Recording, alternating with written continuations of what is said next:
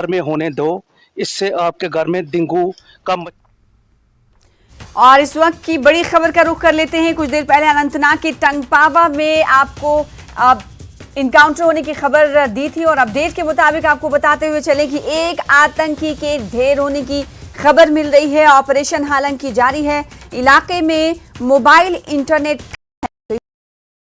आपको बता दें अनंतनाग के टंगपावा में रात से ही इनकाउंटर जारी है और अब सुरक्षा कर्मियों को एक बड़ी कामयाबी मिलते हुए दिखाई दे रही है। एक आतंकी को ढेर कर दिया गया है। इलाके में ऑपरेशन अभी भी जारी है, यानी ये कहा जा सकता है अभी कई और मिलिटेंट इलाके में छुपे हुए हैं। इलाके में इसीलिए मोबाइल और इंटरनेट को ठप कर दिया गया है। हर आने जाने वाले रास्ते को टंगपावा की तरफ जो जा रही हैं या फिर आ रही हैं उन्हें सील कर दिया गया है। किसी को आने की इजाजत नहीं है। तो बड़ी खबर आपको बता रहे हैं, एक आतंकी के ढेर होने की इत्तला इलाके में जारी है।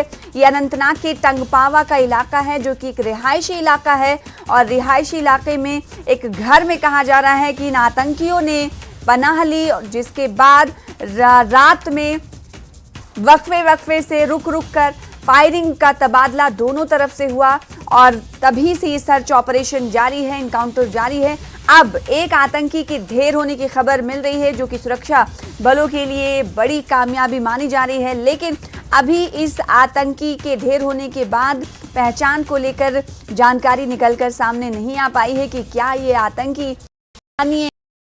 स्थानीय नहीं है, दूसरे मुल्क से, दूसरे देश से इसका ताल्लुक है। तो इस वक्त की बड़ी खबर आपको अनंतनाग के टंगपावा से दे रहे हैं, जहां पर रात से ही तलाशी अभियान जारी था और इस तलाशी अभियान में आतंकियों से मुठभेड़ में एक आतंकी ढेर हुआ है।